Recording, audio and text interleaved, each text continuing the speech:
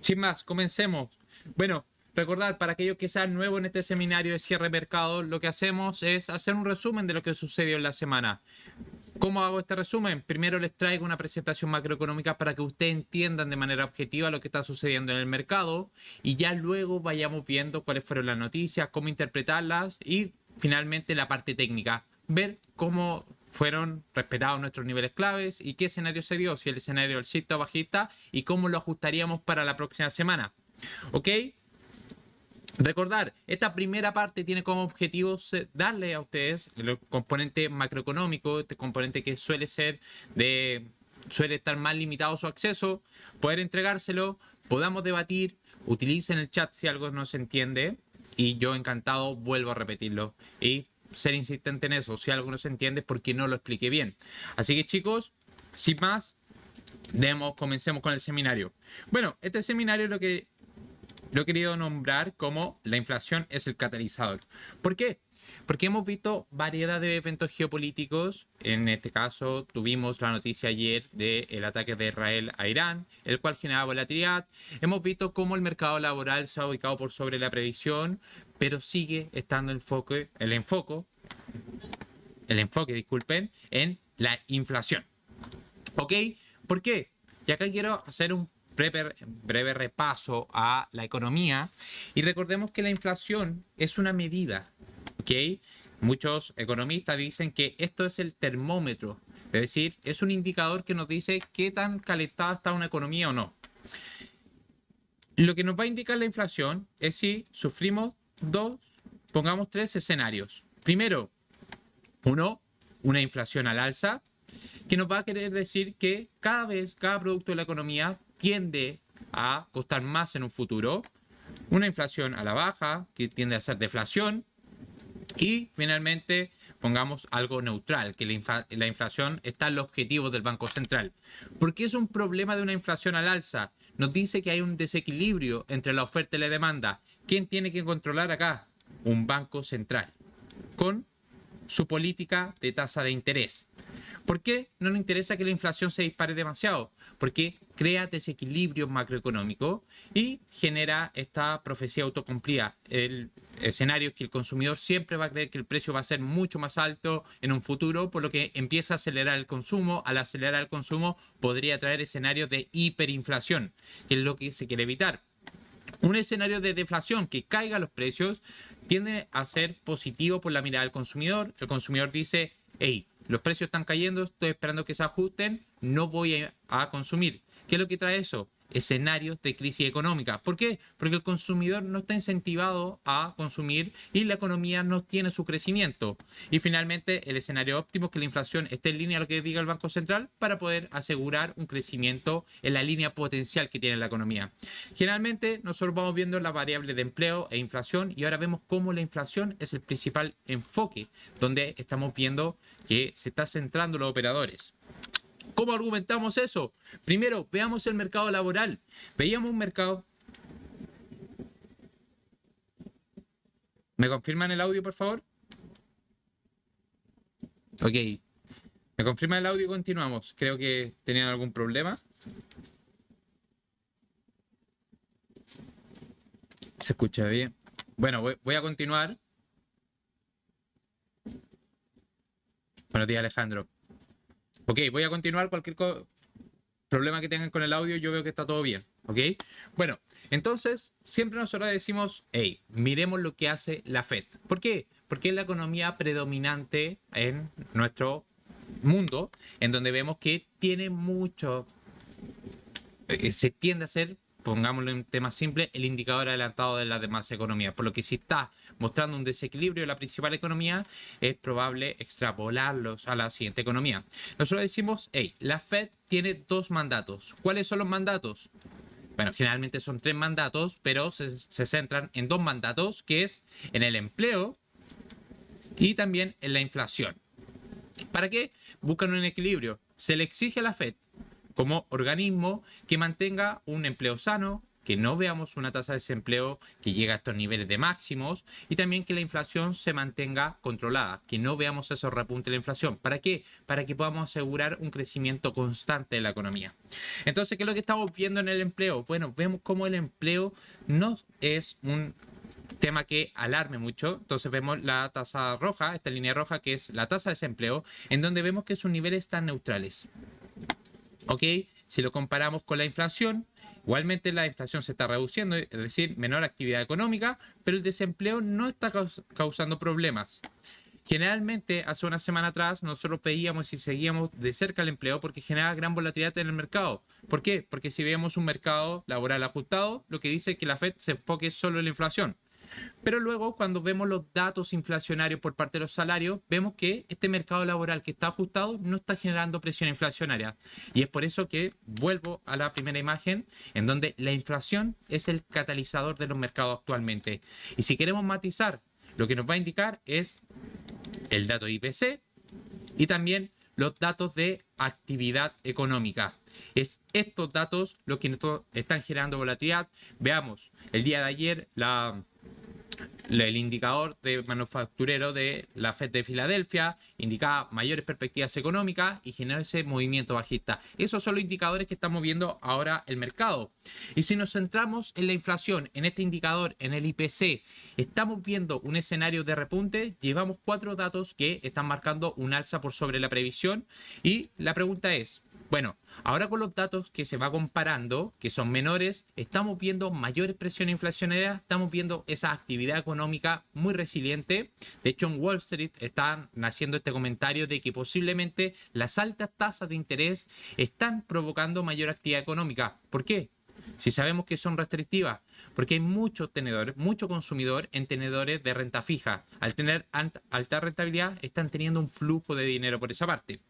Pero acá traigo 2 gráficos bastante interesantes de Real Investment Advance, en donde compara el dato IPC y quita y normaliza el dato de mayor ponderación. Recordemos, y acá va a ser un poco como clase macroeconómica, pero considero que ustedes tienen que tener esta información para poder interpretar correctamente los mercados y entender lo que sucede. Bueno, ¿qué es el IPC? Como les decía, es un indicador.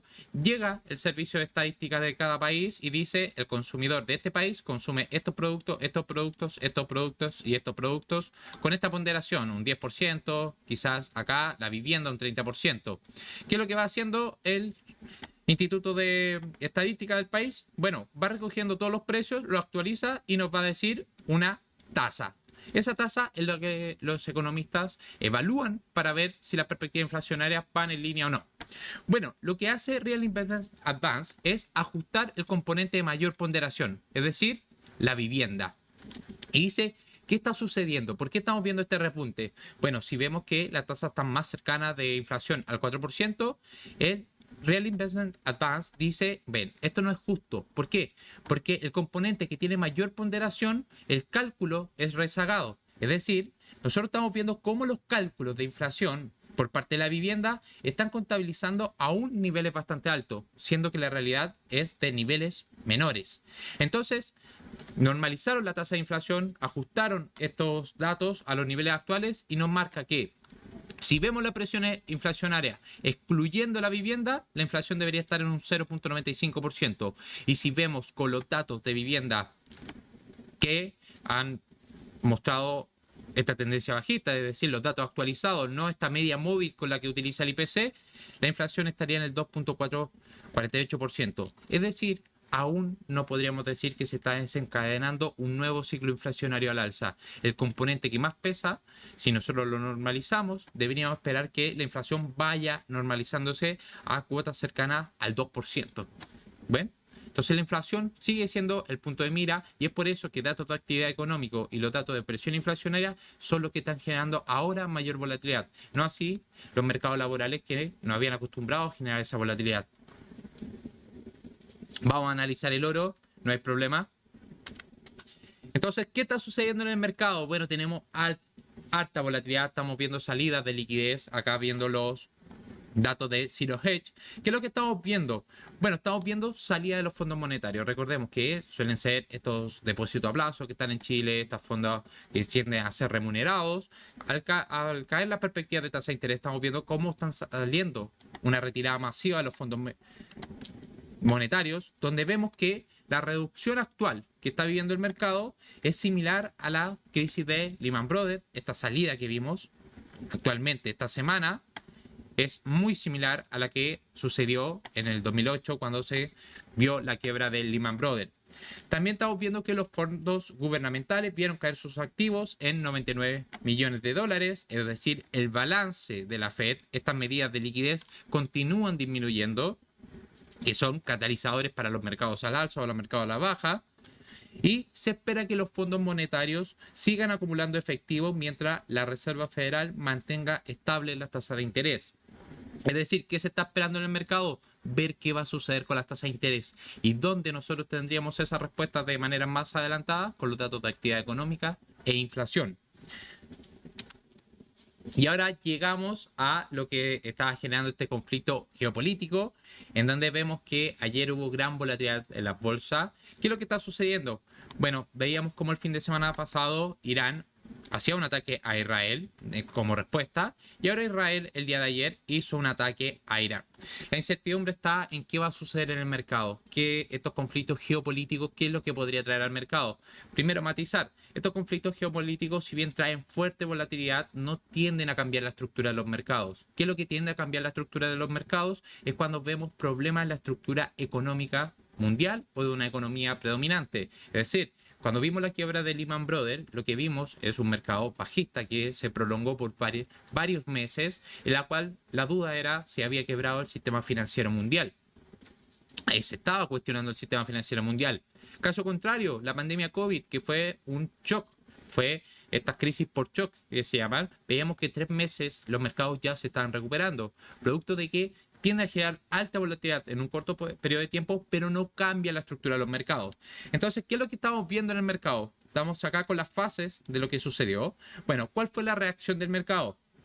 Tras las acciones de represalia de Israel contra Irán, los mercados experimentaron una venta de pánico, esta venta que yo les digo que los conflictos geopolíticos tienden a traer, pero comenzaron a recuperarse al quedar claro que la respuesta fue meramente simbólica. ¿A qué se refiere esto? Israel realizó ataques con drones, en la cual fue lo mismo que pasaba con Irán. No tenían un objetivo claro de daño, fue un alcance limitado. De hecho, se veía cómo Estados Unidos se le había presentado el plan y no tuvo esta gran escalada que podía haber traído con respuesta a Irán.